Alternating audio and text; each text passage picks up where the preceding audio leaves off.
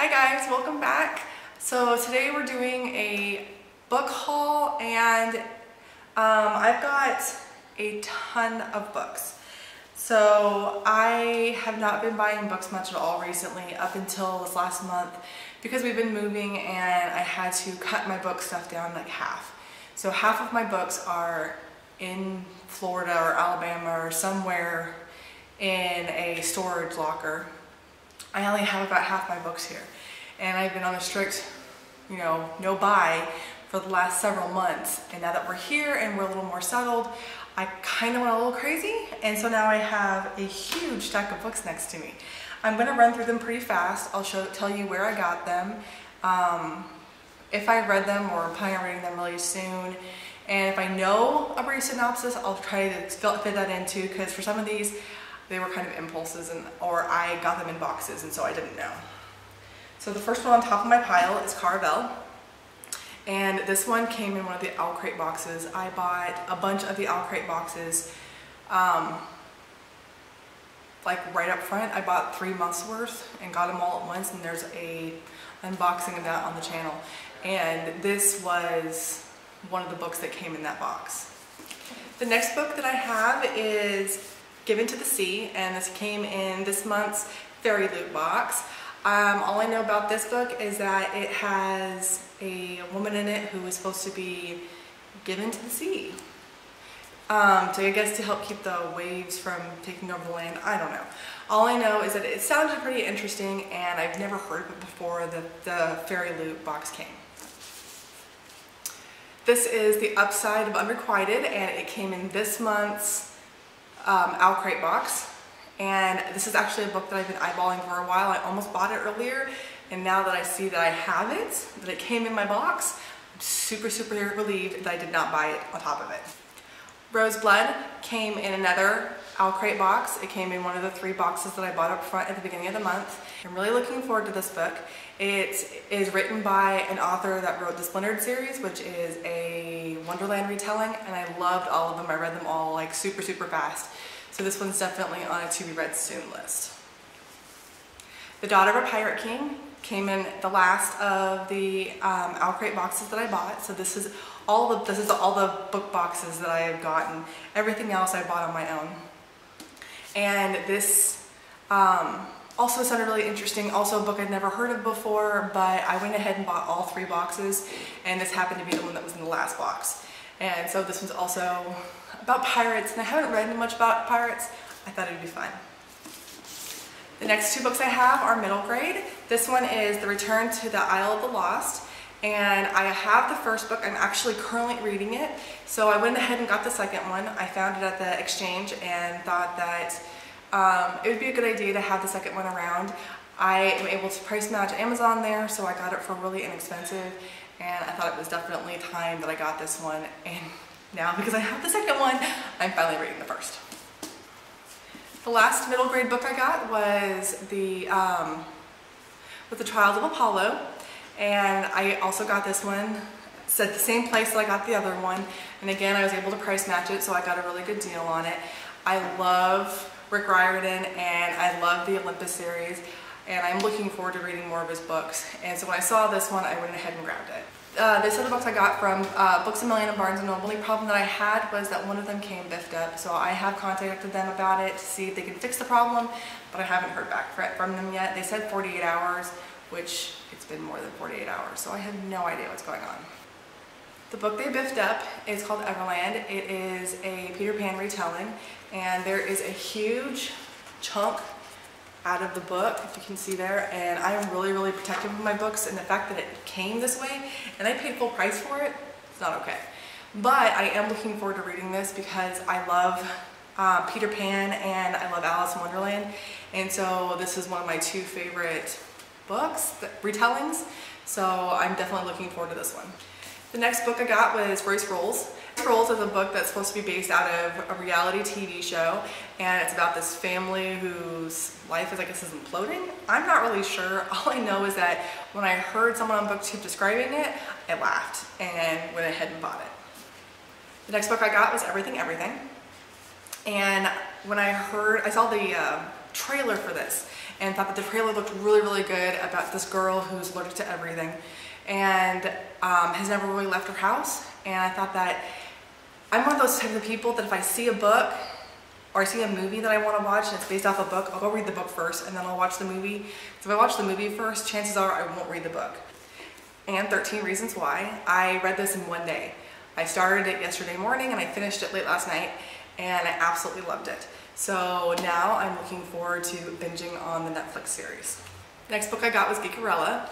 Again, I love retellings, and so having a retelling about Cinderella and she's driving a food truck that says vegan treats on it really, really interested me.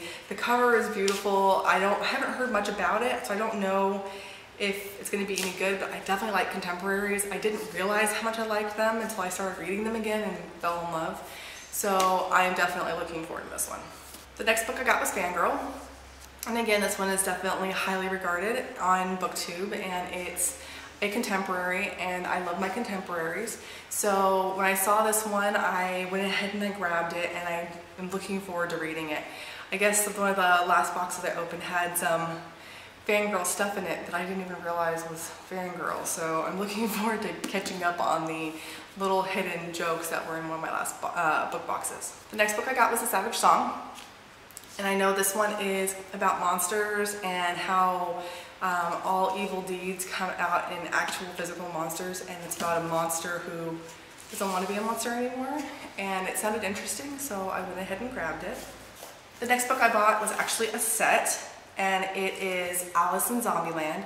Alice is by far my favorite character in literature, and I thought it'd be fun to have this series. I read the first one and I absolutely loved it, but I haven't had a chance to read the other ones. I checked the first one out from the library, and so I didn't even have it, I just read it, and then my library didn't carry the rest of them. So I went ahead and I bought the box set because I had a good coupon for it, and I ended up getting it for like $15 for all 4 books, and I thought that was a deal so good I really couldn't pass it up.